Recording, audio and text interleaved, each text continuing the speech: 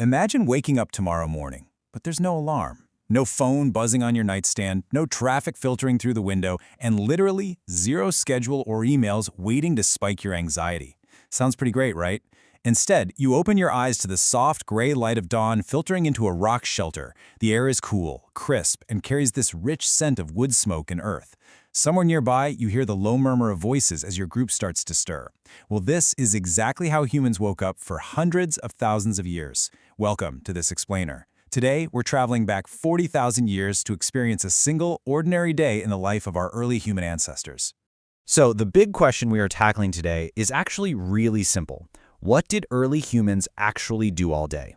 If you're anything like me, you probably have a super specific image burned into your brain from movies and pop culture. But get ready, because we are about to completely challenge everything you think you know about the deep past. We've all seen the Hollywood myth, right? Cavemen living these nasty, brutish, and short lives, constantly running from saber-toothed tigers, basically spending every waking second on the brink of starvation. But the archaeological reality tells a radically different story. Early humans weren't just barely surviving, they were actually living.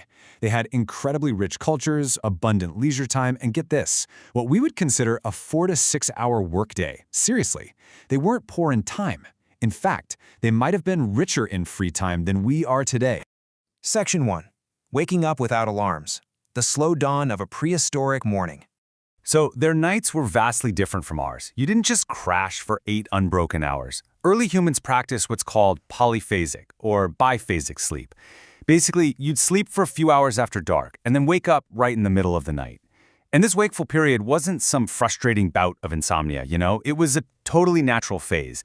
People would just talk quietly, tend the life-saving fire, and, absolutely crucial, maintain vigilance. Because safety wasn't a guarantee. It was maintained hour by hour by someone listening for the snap of a twig or the footfall of a predator out in the dark. Section 2. Gathering Roots Over Glory. The Real Prehistoric Workday. Okay, so the sun is up, stomachs are rumbling, and it's breakfast time. But there was no bowl of cereal or set meal time. You literally just ate whatever was around. Maybe that was some leftover meat from a few days ago, dried blackberries, or even fire-roasted cattail roots that had been left near the embers overnight so their tough fibers would break down into sweet, digestible sugars. Now this brings up a massive misconception about the so-called paleo diet. Between 60 and 80% of their daily calories came exclusively from gathered plants, roots, tubers, and nuts. The hunt always gets the cinematic glory, right? But it was gathering that actually kept everyone alive. Animal migrations are wildly unpredictable and hunts fail all the time. But plants? Well, plants stay exactly where you left them. We know this for a fact because of archaeological evidence like fossilized coprolites, which is, a fancy word for fossilized poop, and dental calculus scraped straight from Paleolithic teeth. This evidence proves early humans consumed an astonishing variety of foods. They absolutely weren't just sitting around eating mammoth steaks all day. They were eating over 50 different species of plants, plus insects and marine life. It was their sheer botanical knowledge and dietary flexibility, rather than just raw physical strength, that were the absolute keys to their survival. Section 3. The Rare, High-Stakes Hunt. Intelligence and Endurance Over Speed. Let's put things into perspective. A healthy antelope can run at about 50 miles per hour. A human, we top out at maybe 15 miles per hour on a really good day. So we are at a massive physical speed disadvantage. We literally cannot outsprint our prey. So how on earth did we survive? Well, we used a highly unique evolutionary workaround. We used something called persistent hunting. Here is how it worked. First, hunters would track and read the landscape, basically reading the dirt like a book. Second, they would jog. Not sprint, just jog, maintaining a constant, relentless pressure on the animal. And finally, they would run that animal straight into heat exhaustion. See, because humans have nearly hairless bodies and this incredible capacity to sweat, we can cool ourselves down while we're moving. Most prey animals, covered in fur, just can't do that. So we literally chased faster animals for hours and hours in the midday heat until their bodies just overheated and they collapsed. No weapons needed to catch them, just pure cooperative strategy and absolute mind-boggling endurance. Section 4. Crafting and Copious Leisure. Mastering the Physical World. Fast forward to midday, and the camp is just alive with the rhythmic, almost meditative sounds of tool maintenance and clothing production. And I want to be clear, this was not just primitive cavemen banging rocks together. Stone knapping required an incredibly intuitive understanding of geometry to strike a piece of flint at the exact right angle.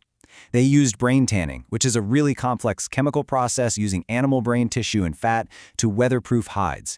They even made tiny, meticulously drilled bone needles to sew tailored, winter-proof clothing. These artisans took deep, deep pride in their work.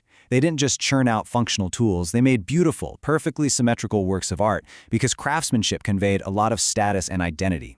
And here is where we get a major perspective shift. Compare their prehistoric reality, which was about 4 to 6 hours of daily subsistence work, against our modern reality of 8-plus-hour workdays, completely bound by corporate timesheets, unending emails, and stressful commutes. When you really lay it out like that, you kind of have to ask yourself, who actually has more free time? Early humans had massive stretches of unstructured time to rest, socialize, and, honestly, just simply exist. Section 5. Art, Spirits, and Stories. The rich inner life of our ancestors. You see, human symbolic thinking runs astonishingly deep. Over 100,000 years ago, our ancestors were grinding iron-rich red ochre to use as body paint and crafting shell jewelry. Fast forward to 40,000 years ago, and they were carving delicate flutes out of bird bones, creating music and shared rhythms to bond the group together. And by 35,000 years ago, they were sculpting Venus figurines, these beautiful, small, symbolic carvings of the female form that very likely represented fertility, womanhood, or the cycles of life.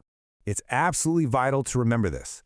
They weren't just biological machines optimized for survival. These ancient people possessed the exact same brain capacity for meaning, beauty, and spirituality as you and I do today. Their world was incredibly alive with meaning, and they used their abundant free time to explore the depths of it. Nowhere is this more evident than in the deep, mysterious cave paintings found in places like Ice Age Europe. Now, these weren't just painted casually near the cave entrances where the light was good. No, getting to these spots required crawling deep underground into absolute, suffocating darkness, carrying only flickering torches. Why on earth go through all that trouble? Well, these completely inaccessible spaces might have served as educational blackboards for teaching hunting strategies, or maybe as sacred spaces for ritual prayers to animal spirits. Some researchers even believe the bizarre geometric shapes found near the painted animals represent visions brought on by shamanic trance states experienced down there in the pitch black. Pretty wild, right? Section 6. The Evening Fire. The original social network. As the afternoon shadows stretch out and the camp gathers around the warmth of the fire, the single most crucial social hour of the entire day begins. In a tight-knit band of, say, 30 people, quiet gossip wasn't just idle chatter, it was literally essential survival technology. Shared stories functioned as their justice system and the primary conflict mediation tool. If someone was hoarding food or shirking their daily duties, well, you better believe that became a story around the fire. It acted as an ancient social credit score that maintained peace and cooperation, ensuring nobody was selfish with resources, because a divided camp simply wouldn't survive the brutal winter. As the fire finally dies down to glowing embers, the group settles into shared beds made of woven grasses and thick animal skins.